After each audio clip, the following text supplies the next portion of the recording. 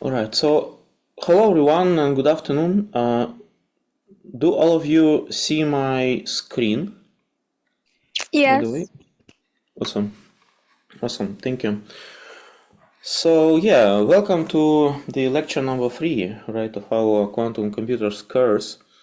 And today we're gonna recap or refresh several things, including the complex numbers and functions. Just recap very briefly, go through this subject. Then linear transformations. We also just will touch upon very basic things we will need for the future. Hermitian and Unitary matrices and Dirac notations. So finally today we're gonna introduce these Dirac notations, and there are maybe just two main points to take home from today's lecture, and I will summarize those in the very end. So I encourage you to download this Jupyter notebook file from your canvas and work together with me. And I also see in the chat people replying yes, okay, yeah, thank you. So let me actually turn off the recording, the camera. Okay. So yeah, complex numbers. We're gonna start with complex numbers, and let me restart the kernel and clean out all the outputs to begin with.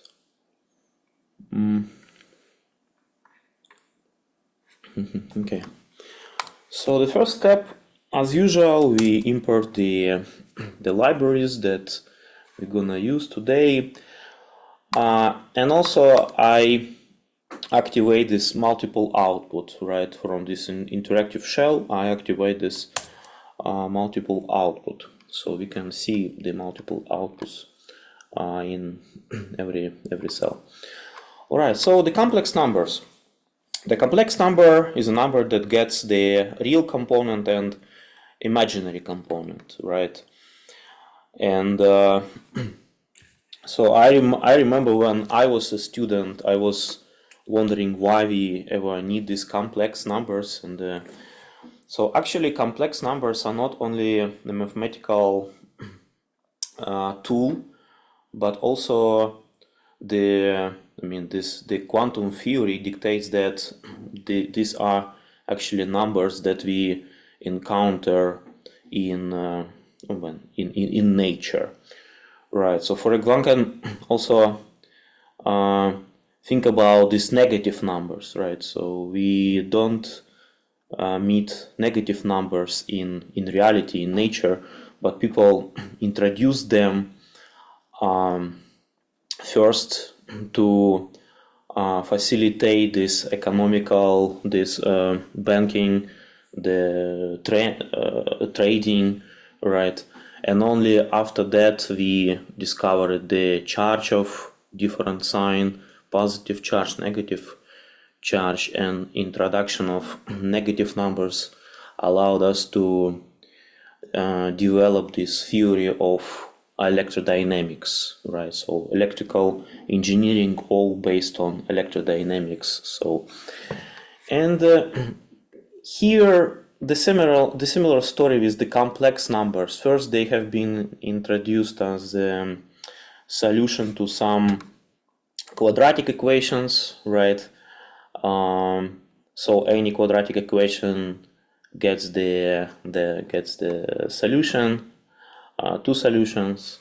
But then the quantum theory is all based on complex numbers and complex functions. Without complex numbers, we wouldn't be able to build quantum theory. As we will see, it's actually the background for the quantum theory. So complex number gets not only real part, which can be positive or negative, but also the imaginary part, which is indicated by this imaginary unit I. So like if I go up in the imaginary axis, I I get 1i, 2i, 3i, etc. Right, and the complex number is usually written in this form: a real part plus I imaginary part, and I, as I said, is an imaginary unit, which is technically square root of minus 1. Technically square root of minus 1. Okay. So Python is provides a great platform to work with complex numbers and complex functions. And for example, here I introduce this complex number 3 minus I times 2. So in Python, instead of I, we use J, right? So when I need to write imaginary unit, instead of I, like here, which is standard for math textbooks, right? In Python, we use J. I guess I is reserved for some cycles and series, so we use one J here in Python.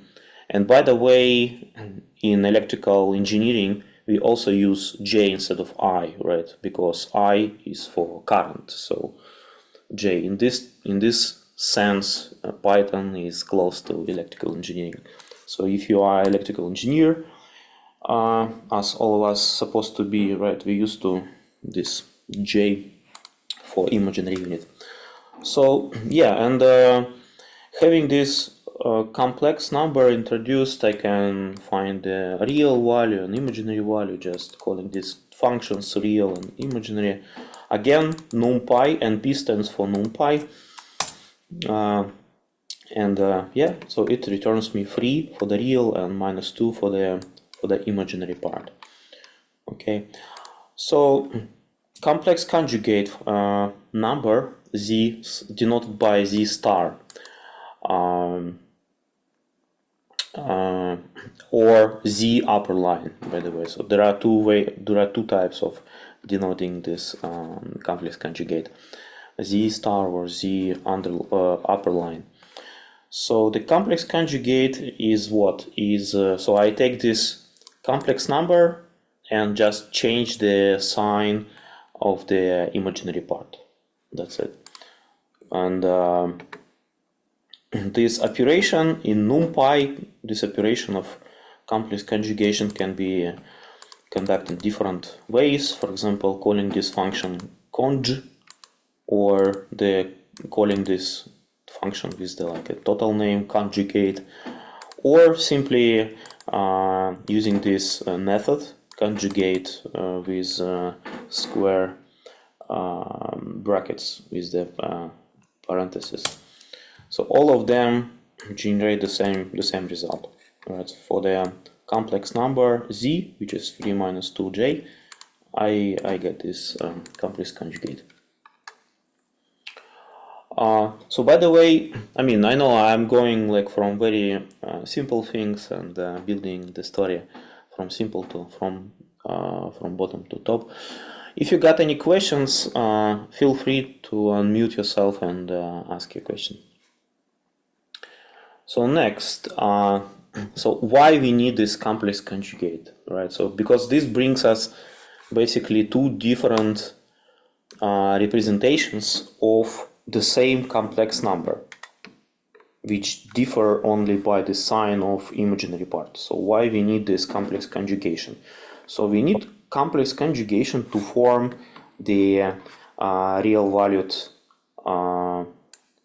quantities, and the most important one is this one. When I take the complex number and multiply by complex conjugate version of this number, and the result is here, right? So I expand this parenthesis and it gives me the value x squared plus y squared, which is real valued value, right? And if I look at this picture, the representation of the complex number as a vector in the complex plane. Okay, so I immediately see that this z star gives me the square of the length of this vector, right? Because of the Pythagorean theorem, x squared plus y squared. So I conclude that if I take the square root of this product, I get the magnitude, the absolute value of the complex number. And the complex conjugation, yeah, so this basically, this value z star can be also written in this different ways, for example, like this. Right, so square root of this value gives me the magnitude or absolute value of the complex number, and this operation also can be performed in a different way. So here I put 3 different approaches. First is to take the absolute of z, another one is abs, just abs. I think this is the most popular one, abs of z. And the last one is explicitly write this formula, this boxed formula above. Right, so all of them produce the same result, though the last one also assumes that it might have some imaginary value, but this plus 0j means no imaginary part, so only a real part. Right. So also having this complex conjugation of a complex number allows us to introduce a general way of finding the real part and imaginary part. Okay, so if I take the sum of the complex number plus the complex number star, I get the twice of the real part. So if I divide both parts by 2, I get this formula for the real part, which works, which always works for any complex number. And the same for the imaginary part. So if I take the difference of those, is equal to 2i imaginary part, right? So if I divide by 2i, I get the imaginary part of the complex number. Yeah, so this cell here is to demonstrate that the result of calling function real z and using this sum, half of the sum z plus z star produces the same value for the real, and the same for the imaginary. So if I need for the imaginary, I write this emag here and then minus here and over 2i, it will give the same. A complex number also can be represented in the polar form, right? So far, this x plus iy, this is called Cartesian representation. When for the x and y, I use this Cartesian coordinates of a point in the complex plane. There is an alternative representation of a complex number just using the absolute value, the length of this vector here, right, and angle of rotation of this vector with respect to the axis x, with respect to the real values. So this is the polar representation form. How to find this absolute value we already know, right? We discussed this here. The only thing we have undefined is the angle of rotation. So from the definition for the cosine function, which is x over the magnitude, right, of this vector, we find the value for x and y, and plugging this x and y into the Cartesian complex number, we get this complex number in the polar form. Pretty simple, pretty straightforward. Again, I just refresh your memory about all these things. So dividing sine phi by cosine phi, I get the tangent phi, which defines the angle of rotation through arc tangent y over x.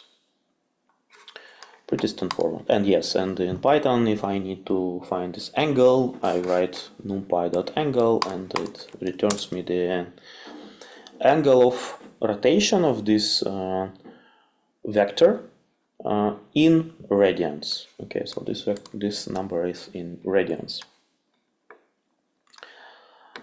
Very important formula here is so-called Euler's formula, and I believe this is one of the most important formulas ever.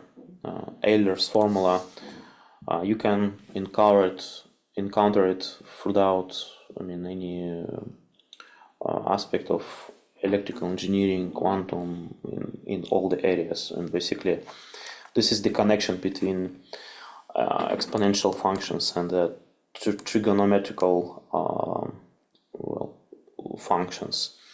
Right, so here's the formula, the Euler's formula. So the exponential function of I phi again is the angle of rotation of the vector. I is the imaginary unit, right? It's equal to cosine phi plus I sine phi. Okay, so cosine phi is the real part of this.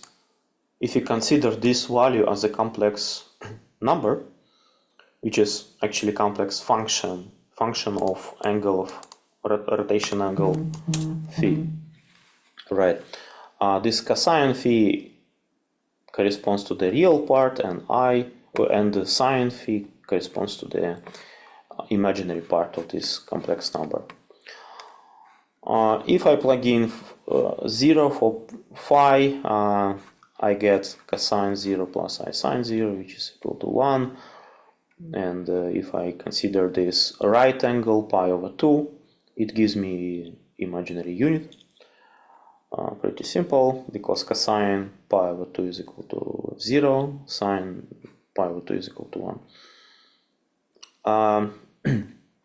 Okay, so if I to the power of I phi is a complex number, then I'm supposed to be able to take the conjugate of this number, right?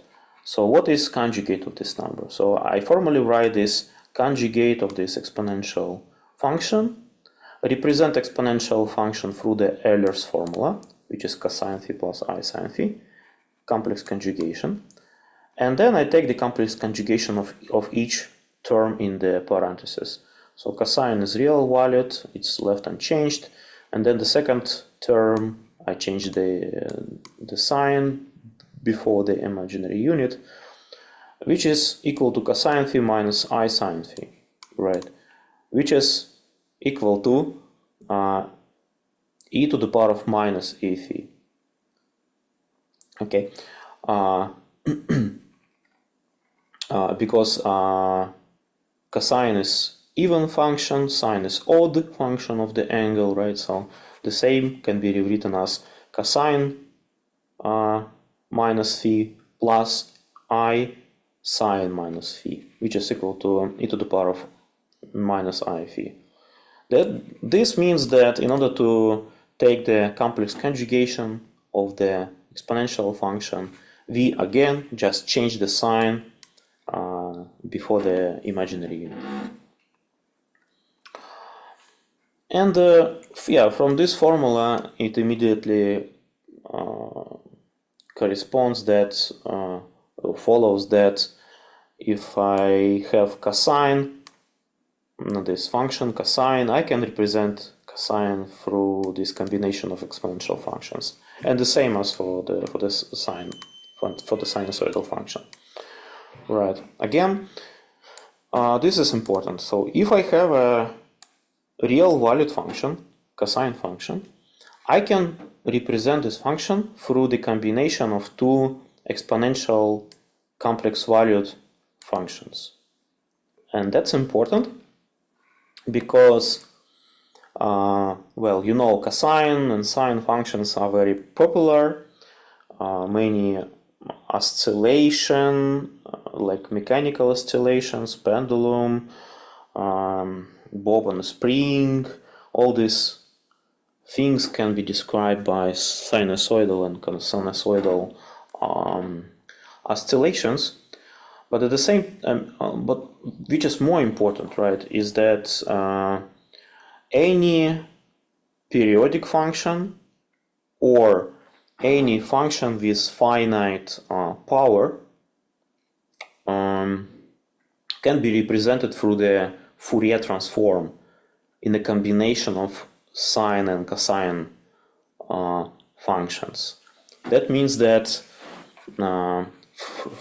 using these formulas, one can reproduce any real valued function in through the combination of exponential functions, complex valued exponential functions. And for example, for this simple state, a cosine omega t plus phi, where phi is the initial phase, right?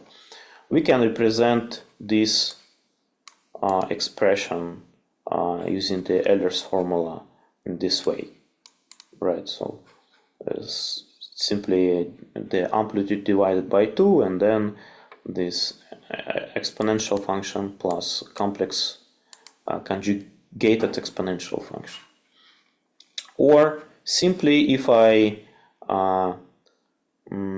bear only the real part of this formula, I can write it this way, the amplitude and then real part of this exponential function. Or sometimes we even say that I omit the this operation of taking the real values for the calculation, so I don't write this and represent my state in this very simple form. And then in the end of my calculations, I have to take the real part of the final result. Yeah, so having said all this about the complex numbers and functions, I continue to the complex vectors and complex matrices, right? So that's very simple generalization. Complex vectors and complex matrices are vectors and matrices with complex valued elements. Pretty straightforward. So having complex valued vectors and matrices, what I can do, right? I can also take the complex conjugation, and so complex conjugation of vectors and matrices is simply element-wise complex conjugation of all the elements in the vector and the matrix. So I simply take the complex conjugation of each element in the matrix. And there is another operation which is needed for taking the inner products, right? This Hermitian conjugation. So Hermitian conjugation is subsequent application of the complex conjugation and the transposition. Okay, so you transpose the vector and then take the complex conjugation. Okay, complex conjugation plus transposition gives you the Hermitian conjugation.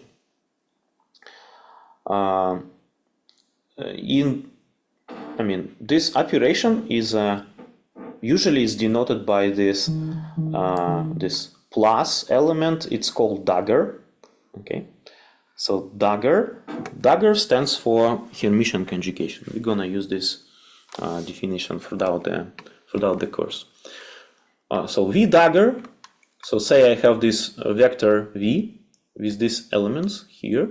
Then v dagger, in order to obtain the v dagger, the Hermitian conjugation, I take the complex conjugation and transpose the vector. So the vector column becomes vector row, and vice versa. And the same holds for matrices, right? So I complex conjugate the matrix A defined above here, and then transpose the matrix. So again, transposition is the rotation of a matrix, elements of the matrix across the main diagonal of the matrix. Okay. So very important concept here, which is very important for quantum field itself, is the concept of Hermitian matrix. Okay, so Hermitian matrix is a matrix that stays unchanged or remains unchanged after Hermitian conjugation. Okay, so you have a matrix, you apply this dagger operation, which is complex conjugation and transpose, and you get the same matrix in return. So this is a I would say small class of matrices, right? So just a few matrices of which are Hermitian matrices can be figured out, right? So for one example, we can consider this one. So prove that the matrix C, 2 by 2 matrix C with elements 1i minus i1 is Hermitian. So this example is straightforward, right? We actually already considered this one or this type already in the lecture number 2, I believe. So if I take the complex conjugation of this, I get plus here and for this element and minus for this element, and then I transpose, so I exchange these elements, and which returns to exactly the same form, right? In code, this can be written this way. So I take the transpose first, and then conjugate, and then I take minus the initial matrix. So I'm supposed to get the zero matrix, right? So this is the result. So as we can see, this is indeed the matrix with all 0 elements. So the answer is 0, and this matrix is indeed Hermitian. So let's say in your homework you will get the assignment to check some matrices, whether they are Hermitian or other type we're gonna discuss today. This is how you're supposed to do that assignment. All right. Or alternatively, yeah. So important point here is, to mention is that so we used to use this array to define the matrix. However, there is another way to define matrix. Is simply write matrix. So they are very similar operations, and one can wonder why we need like similar operations. I don't know the answer here. Sometimes I use array, sometimes I use matrix. The result is completely the same. Someone might say that the matrix is specifically for 2 by 2 matrices, but using this function matrix, you can create matrix of any dimension actually.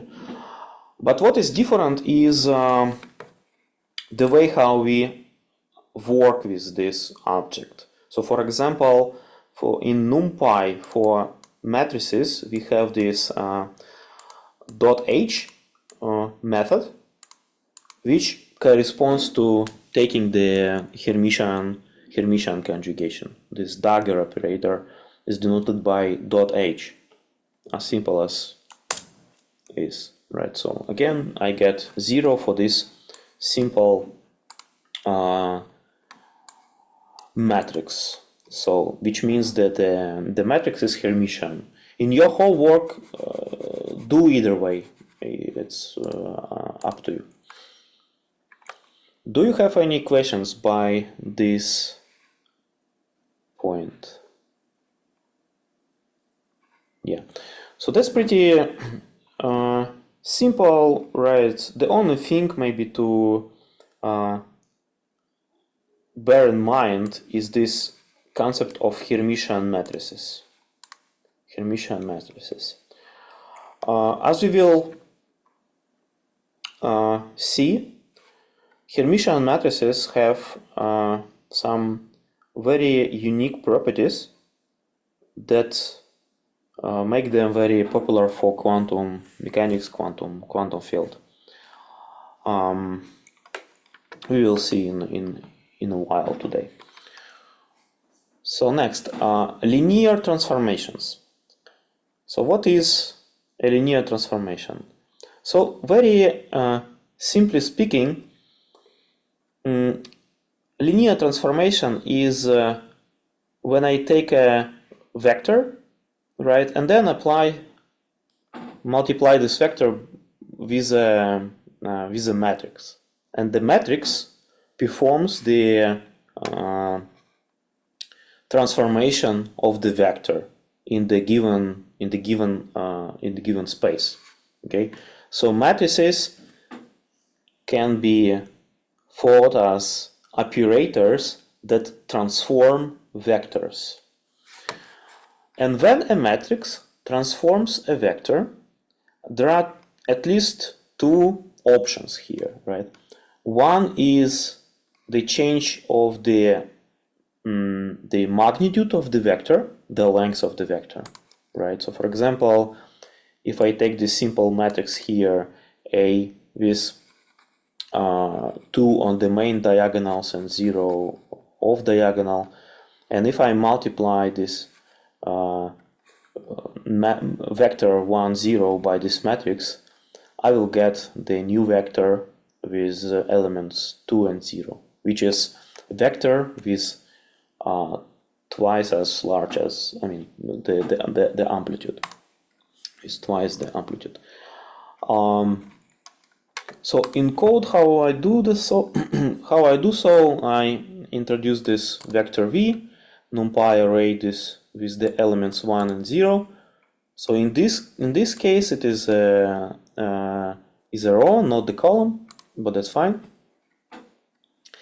And I introduce the matrix 2, 0, 0, 2, and simply take the matrix product of the matrix by the vector, or vector by the matrix, right? And get the result. So the result is 2. The result is a vector with elements 2 and 0. Right. So here I also use this plot quiver to represent the vectors, right? So I mean, it's a nice way to represent vectors on a plane. To do so, I mean, to use this drawing of the vectors, this function from matplotlib. Okay, I need to define the origin for the vectors. I need to, I set the size of the figure, the style of it.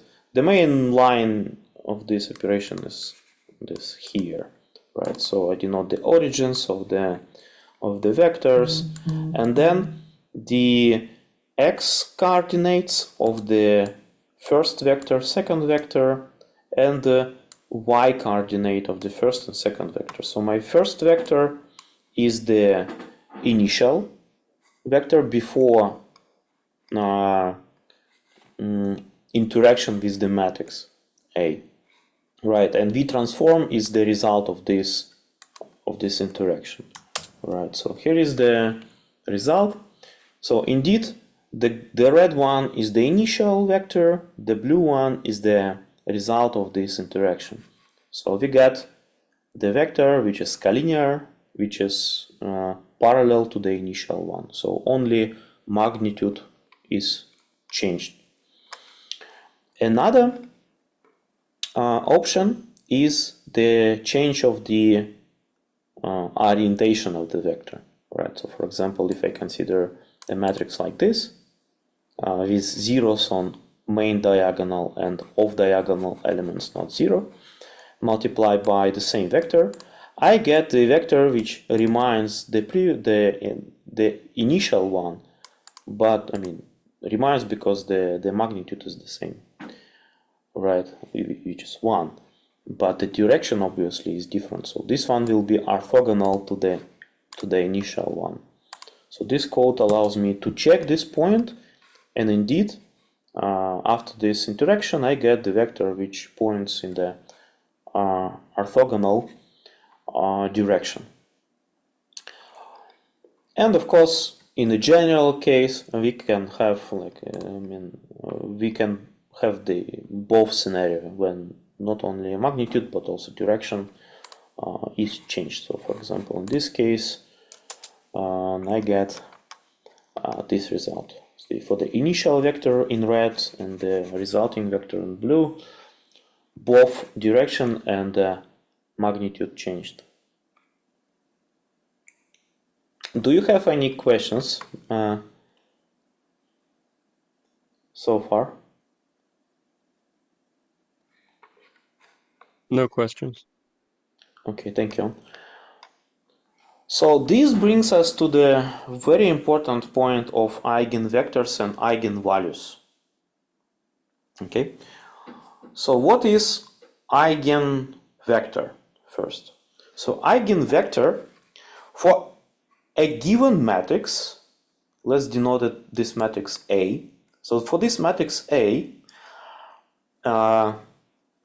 if I multiply this matrix by different vectors in linear space, so for example, here I consider two vectors, v1 and v2, right?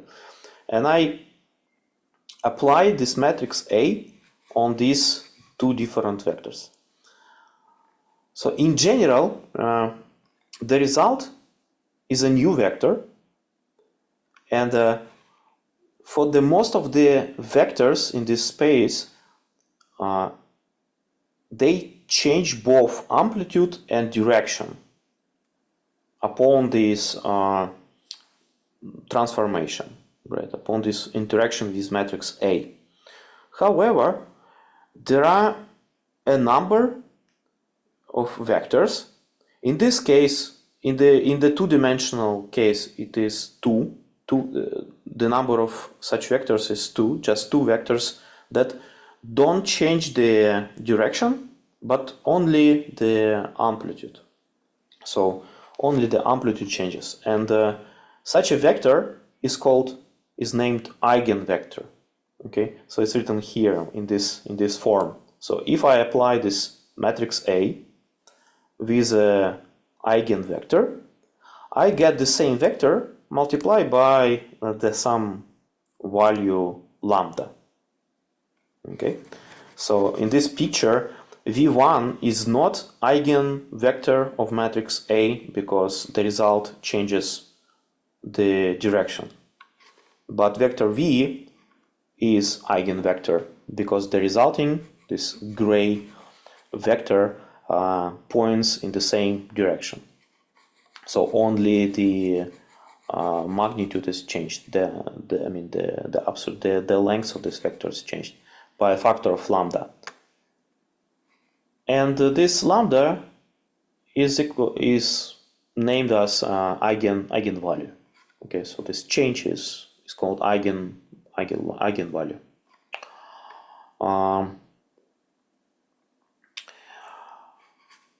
In Python, we use the function linalg.eij,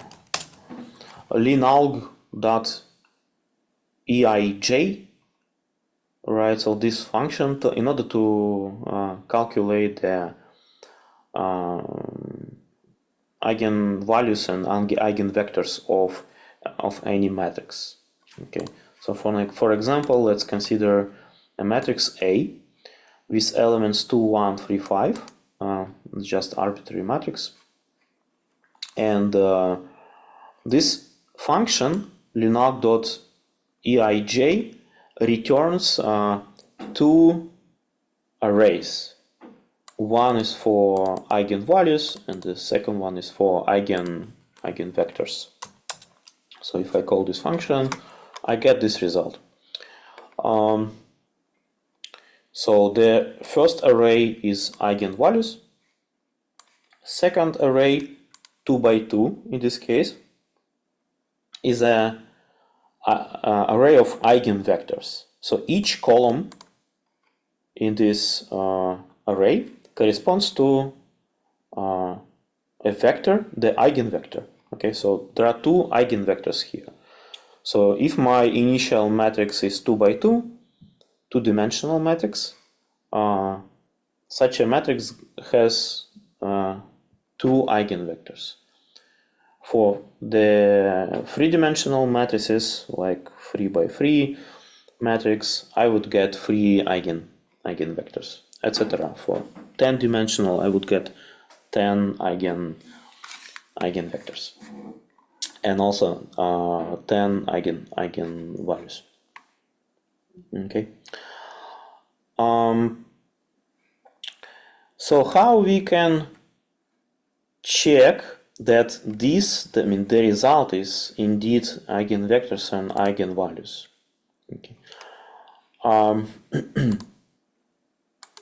The first approach is to check whether the result of application of multiplying this matrix by the corresponding eigenvector, for example, by this first column in this result, will produce the vector that points in the same direction, right?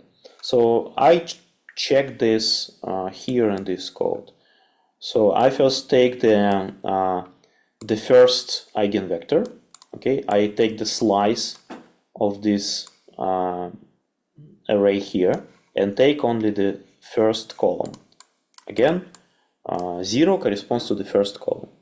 1 corresponds to the second one, to the second column. And take the matrix product of the matrix with the vector, with this resulting vector, right, with the eigenvector, and get the new vector, which is transformed vector. Okay, and here is the result of this interaction, right? So as expected, we get the vector which points in the same direction. So indeed, this column here is eigenvector. So we can check for the second one. So what I need to change, I need just take the second column here, right, and then I do the same transformation with matrix A. I get a new vector, of course, and then the rest of the code is the same. And after this, I get, so the initial is red, the resulting is blue, so it's much larger. I can change the scale of this to see the resulting vector. So indeed, this is the eigenvector. So at this point, one has to remember that the eigenvector is actually the column, not the row. So for example, if I make the slice and take the first row in this matrix here, right, I would get yeah, this strange result. So this is not the correct, and the same for the second row. Again, two vectors, the result is points in a different direction. That's because I need to take the column rather than row.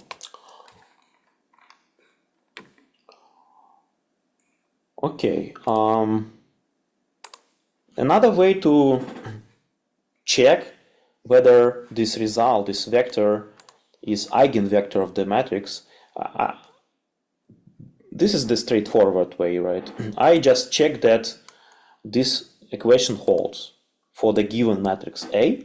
I take this result for the eigenvector V, take the product A times V, and I check that the product of the eigenvalue with this eigenvector gives me the same value. So here is the code. I take the first eigenvector, take the matrix product with the matrix A, and compare this result with the first eigenvalue multiplied by the same vector. And result is, of course, is exactly the same. Right, so this line is equal to this one. And the same way for the second vector, I write second vector, the second eigenvalue. Okay, so because there are two eigenvalues, each eigenvalue corresponds to the corresponding eigenvector, like this, right? So yeah, the same thing. So these two eigenvectors indeed eigenvectors of the matrix A.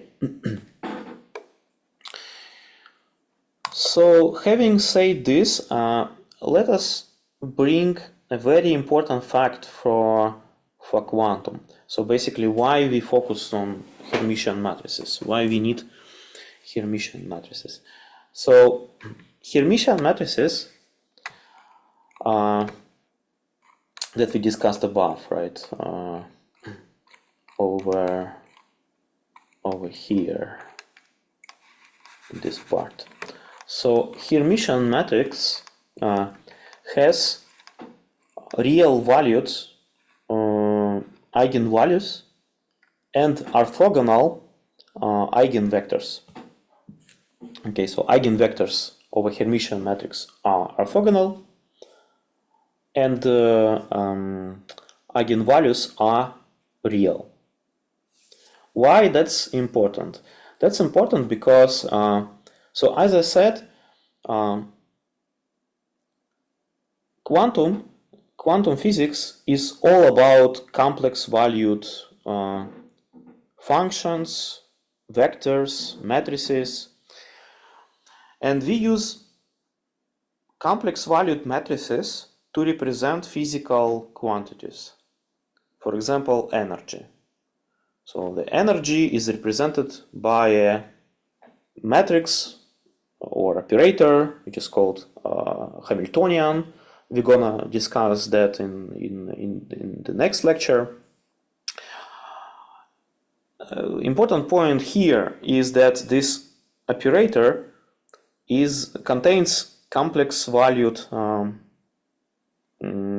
quantities, complex valued components.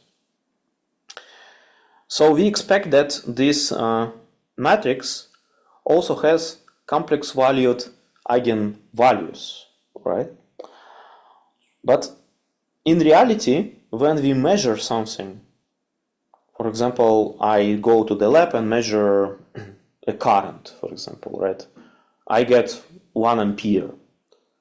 I never get complex valued current. I never get 1 plus imaginary unit ampere, right? So the result of measurement is always real valued. And if I want to use these complex valued operators that corresponds to the real valued complex, real valued physical quantities, I need a operator, I need a matrix that has real valued eigenvalues. And this is exactly Hermitian type of matrices. So Hermitian matrices are matrices that have real valued eigenvalues. This is first important point. Second important point is that the eigenvectors are orthogonal. They are linearly independent. And the number of these linearly independent vectors corresponds to the number of the dimensions of the space in which we are living or working. Okay, so we can use the eigenvectors of a Hermitian matrix as a basis to describe the things. Okay, so this will be like more clear maybe next week, as we will discuss this in more detail. Today, what I wanna do here, I wanna check that if I take a Hermitian matrix, for example, let's consider as an example this simple matrix here, 2, 1, 1, 3. So this matrix has real valued elements only, so no, so the complex conjugation doesn't change anything, and also this matrix is symmetric because of the units on the off diagonal elements, right? So transposition doesn't change this matrix. So this matrix A is Hermitian. Okay, and then I find this, I calculate this eigenvalues and eigenvectors. Okay, and then I plot, I draw the vectors that are, I mean I plot the eigenvectors, which is 0 and 1 here and there. Okay, and as we can see, the result is indeed 2 orthogonal vectors. This matrix, again, this matrix is two-dimensional. Two-dimensional matrix has only 2 eigenvectors. Then I draw these vectors here and get this result, 2 orthogonal vectors. And of course, if I find the eigenvalues, I see that the eigenvalues are real valued. This is not very surprising because the matrix contains only real valued elements, right? So that's no surprise here. However, if I consider a complex valued Hermitian matrix, for example, like this one, with elements 2 imaginary unit, then minus imaginary unit 3. So again, if I conjugate and then transpose, I get exactly the same matrix, so it is Hermitian. And I do the same. I find the eigenvalues, eigenvectors. Here, the vector 1, the vector 2. And then in order to check the orthogonality of these vectors, I simply take the inner product of the two. Important point to bear in mind is that when I take the inner product of 2 complex valued vectors, I have to take the complex conjugate of the second vector, right? So I not only transpose this vector, but also complex conjugate. This is important to bear in mind. So let us check that this product gives me 0 for the orthogonal vectors, and the eigenvalues are real valued, right? So yeah, indeed the product is 0 and the eigenvalues are purely real. So the imaginary part is 0. Again, if I forgot about this complex conjugation of the second vector, for example, I remove this one here, the product of the two gives me the wrong result. Alright, so we shouldn't forget about this conjugation of the second vector.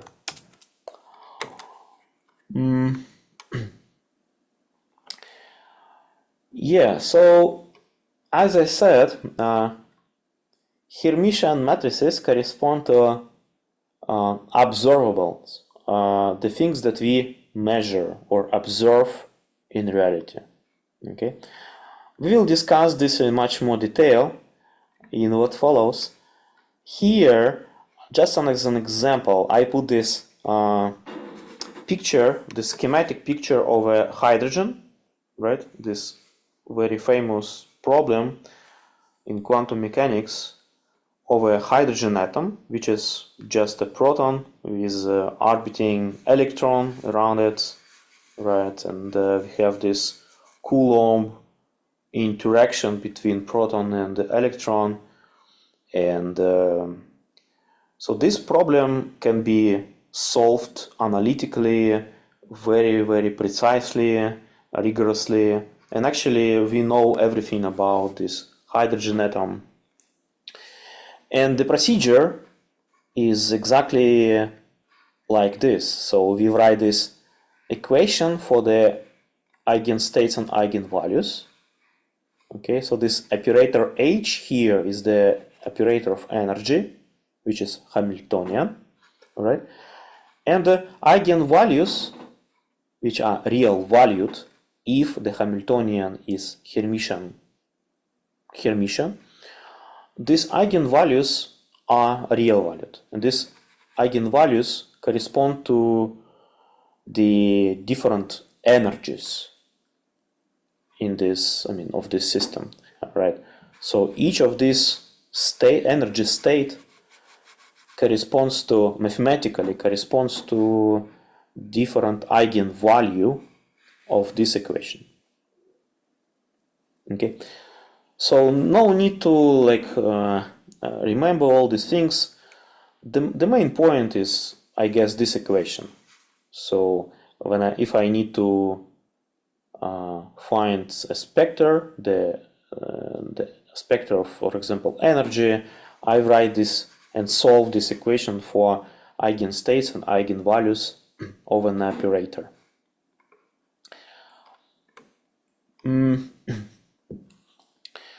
So next, unitary operators. So what is a unitary operator? And so let's start with why we need unitary operators. Okay. As we mentioned already, in quantum, we work with vectors, right, in complex valued space, and the vector represents a state of a quantum system. And any operation with the system, except for measurements, we will discuss this point also in what follows, but any operation with the system can be described by a rotation of this vector in the space, just rotation of the vector. And these rotations of the vector must keep the length of the vector unchanged. Okay. And also, if I have, for example, two vectors in this space, then I rotate these two vectors, and I want to keep the angle between the vectors unchanged. So I don't change the angle between the vectors, which means that the dot product, the inner product of the vectors, stays unchanged. This is also very important for quantum, for the reason that will be clear again in the future. But now let's ask ourselves what kind of matrices will keep these inner products unchanged upon this transformation, upon this rotation of the vectors. In order to figure out that, I write the inner product, the dot product of two vectors a and b, and I assume that they can be complex valued. Okay. So what is inner product? It is actually the product of the vector a in the column representation by vector b in the complex conjugation of the vector b and the transpose, so the row, right? So the product of column by row, a by b transpose complex conjugated.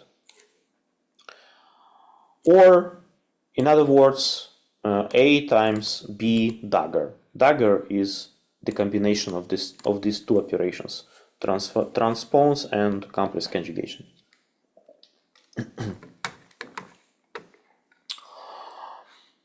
So now we assume that we transform vectors a and b by applying this matrix U. Okay, I take the product UA and UB, so I transform these two vectors in the same way using the same matrix. Okay, and I plug in these two in this this formula here to definition of the inner product. Okay, so I get this expression here: UA, UB, transpose, and complex conjugated. So we discussed in the lecture 2 that when I take the transpose of two elements, like two vectors or matrix and vector, I have to take the transpose of each written in the opposite order, right? So for example, in this case, U B transpose is equal to B transpose times U transpose. And complex conjugation is just complex conjugation of each term in the parentheses. Right, so this transforms to this guy here. So next, this term and this term are just vectors, and it doesn't matter in which way we write them, right? So we can rewrite this like in this form, just exchange the terms, right? And the final step is to remove this parenthesis and write the parenthesis here to surround this matrices U. So we get this result. So now, as we discussed, we define or we require this matrix U to leave the inner product unchanged. Okay, so all this must be equal to just A, B transpose. Okay, which means that this combination in the parentheses must be equal to the identity operator I. Right, and basically this is the definition of the unitary operator. You take this unitary operator transpose complex conjugated times the same unitary operator, and the result is identity matrix. Okay, or multiplying this equation, this expression by the matrix U, the inverse matrix U on the right, we come to this equivalent formula here. So the Hermitian conjugation of unitary matrix returns the inverse unitary matrix. Okay, so again, why that's important? So inverse matrix corresponds to opposite transformation. So right. So for example, you have a vector. You apply this matrix U on a vector, so you transform the vector. So now it changed and points to another direction.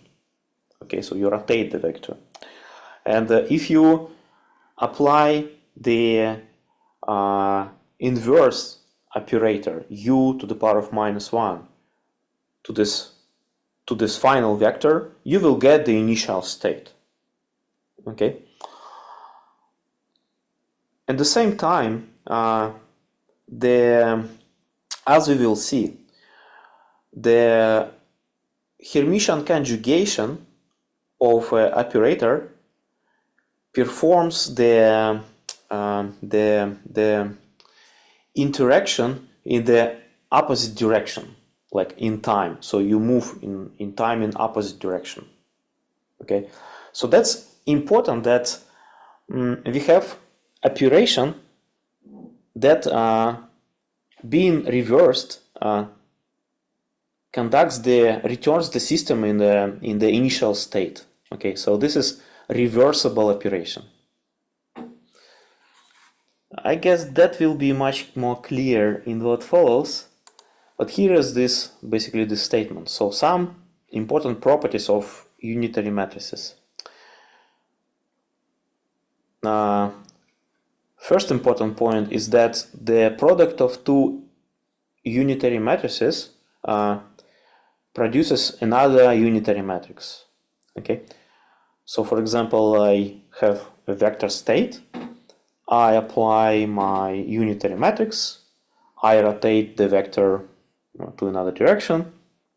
I can take this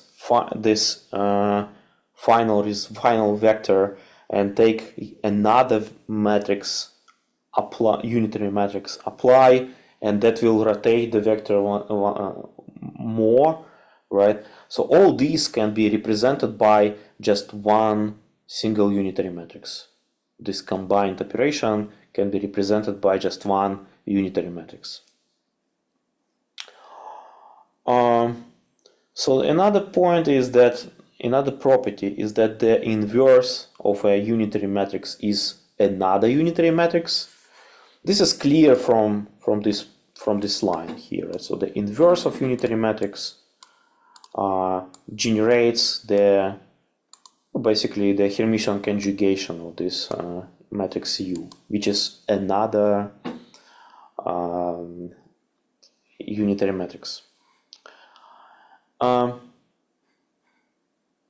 And a matrix is unitary if rows are orthonormal and the columns are orthonormal. So basically,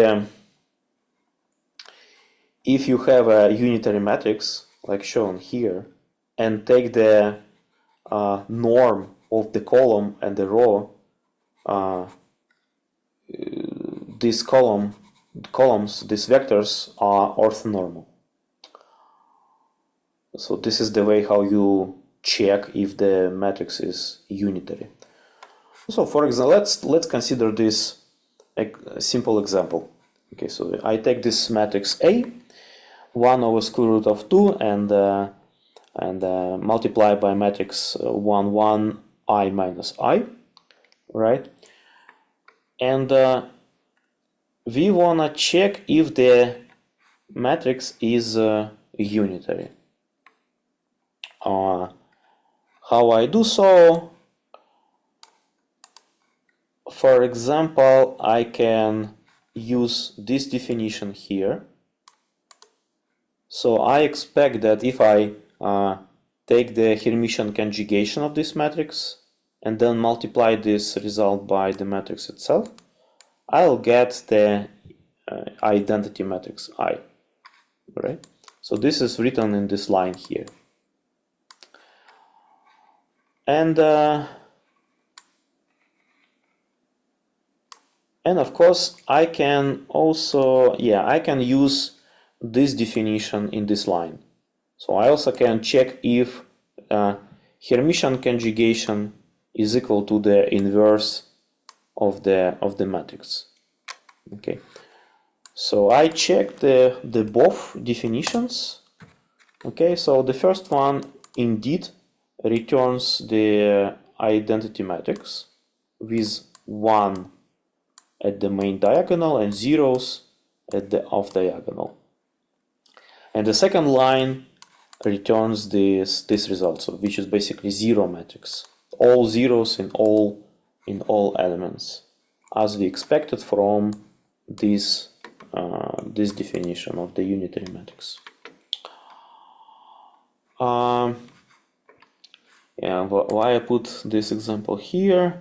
Maybe just to write a couple of lines of the code. So let us check. So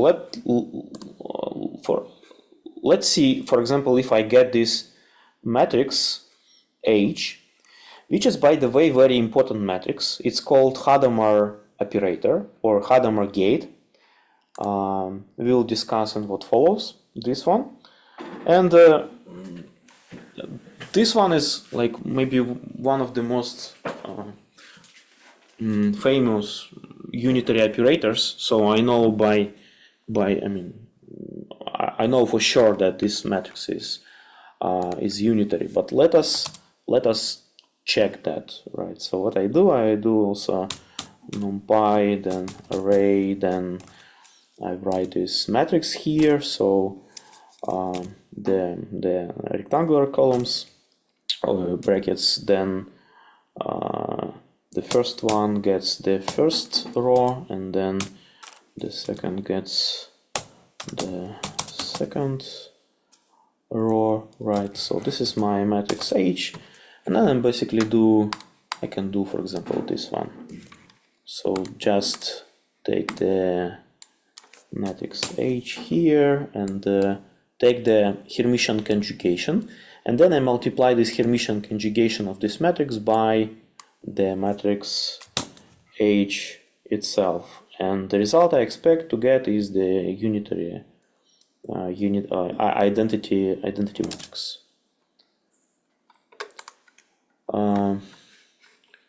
Get H because I need to use matrix, right? Matrix. And I forgot to multiply by 1 over numpy sqrt to. Okay. Oh well. So I definitely get 1 here and here, but on the off diagonal I got this exponent to the power of -17, which is just computational mistake, right? In order to get the actual result, I can, for example, round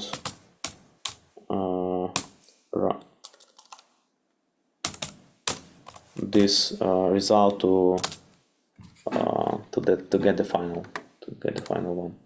So ones on the main and zeros off. Do you have any questions about this part, about Hermitian matrices and unitary matrices? No. Okay, thank you. So on the final point for today is this Dirac notation. So after this lecture, since the next one, we will mostly use Dirac notation for matrices and vectors, as it is usually done in quantum theory, in quantum computation, quantum physics. So this notation is very useful for many aspects, as we will see. So let us introduce this, right? So Dirac notation. So in this approach, in this notation, I defined a vector, for example, vector rho, like here, with elements a1, a2, etc., all the way up to a1, as a so-called bra vector. So this angular bracket the name of the vector and this vertical line here. So this element is called bra vector. Okay.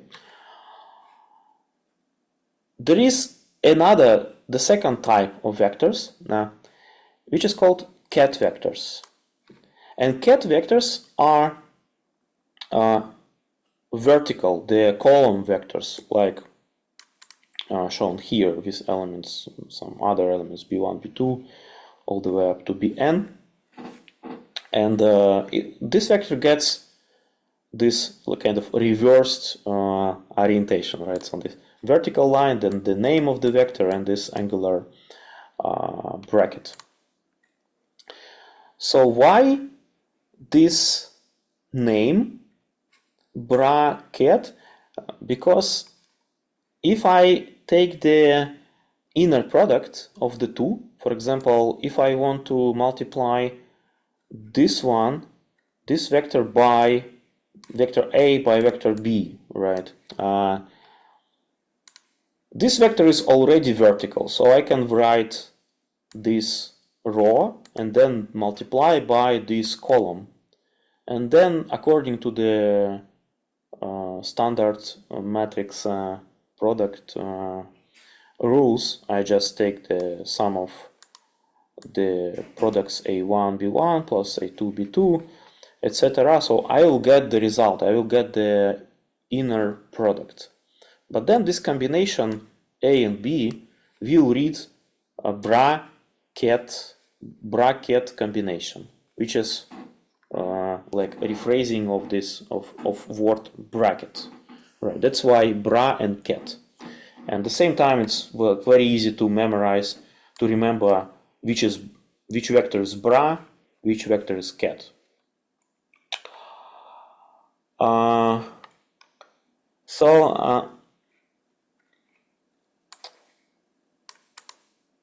Our vectors are complex valued, okay? And for every, let's say, ket vector, we can write the corresponding or dual bra vector. So if, let's say, I have this vector A, I can transpose this vector and take the complex conjugation, or this dagger, right? So I can take the dagger of this vector A, and the result is here. It's gonna be the vector row with complex conjugated elements. So physically, this is the same representation of one vector, and we have this 2 because our vector is complex valued. Okay, so we need to distinguish between the vector ket and vector bra, and these vectors are called dual vectors.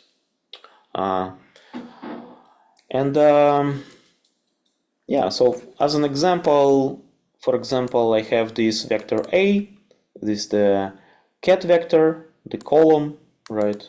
And in order to get the bra vector, I transpose, so the column becomes the row, and I complex conjugate each element, element-wise operation. So I get this vector A. It's pretty straightforward. So as we already mentioned, the combination of these two, bra and ket, forms bracket, which is inner product. And for these two vectors, it would read something like this. So the first vector in a row with complex conjugated elements, multiplied by vertical vector, this column vector, B. And again, in order to find the result, I take the first element, multiply by first element of the second one, plus, and all the way, I mean, for the same way for all the components in this system.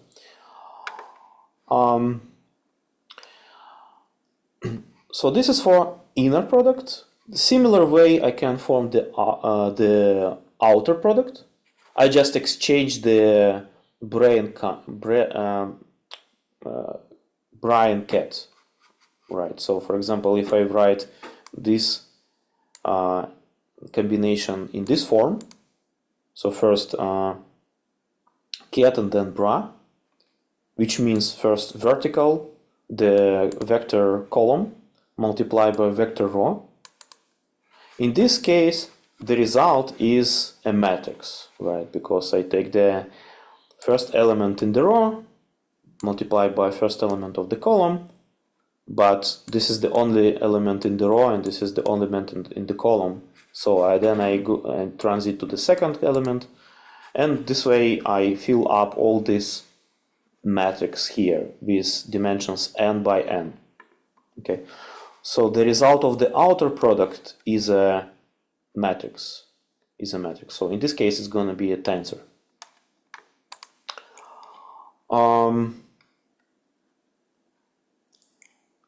Yeah, and so basically, as I said, we will use this Brian cat notation throughout the course. One way to use these Brian cats is to import them from SymPy. So this library SymPy, it gets the whole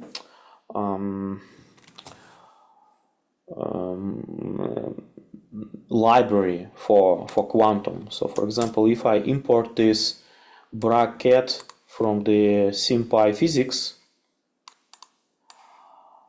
and I encourage you to go to this library sympy.physics.quantum, and so basically using this library we can represent all the things we need. And for example, having this Brian cat imported, I can write something like, no, for example, I can write for the bra, right, with the name, with some name of the vector, right, and it's gonna be like this. And the same way for the cat, it will produce cat, and if I need to, for example, write the combination of the two, for example, the inner product of bra and cat, it would look like this, and the similar way for the cat bra, which is outer product, it will give something like this. And yeah, the same way I can combine this bra and cat and construct much more complex equations, right? So like, for example, like this, some combinations of bra and cats, etc. So this is something we will use in this course to represent the vectors. And again, I encourage you to go to this modulus physics quantum of SymPy and get yourself familiar with this approach. So this is basically it for today. And as I said, there are two main things I want you to take home. First is the concept of Hermitian matrices and why they're important for quantum. They're important for quantum because Hermitian matrices have real valued eigenvalues, so they can represent observable things, the things that we measure in a lab, etc., or when we, for example, conduct some computation, we measure the output, so the output is always real valued. That's why all the physical quantities must be represented by Hermitian matrices. Okay, this is first. Second, Hermitian matrices have orthogonal or linearly independent eigenvectors, and we can use those vectors as a basis to represent all other vectors in the space. And second point is the concept of unitary matrices. So unitary matrix is defined by this formula. So the Hermitian conjugation of the matrix coincides with the inverse matrix, inverse of the same matrix, right? And importance of unitary matrix is that they represent quantum operations or quantum gates. So all quantum gates, quantum operations, are given by unitary matrices. So these two, I guess, the most important thing to take from today's lecture. So this brings me to the end of today's lecture. Let me stop the recording and then we can discuss if you have any questions. So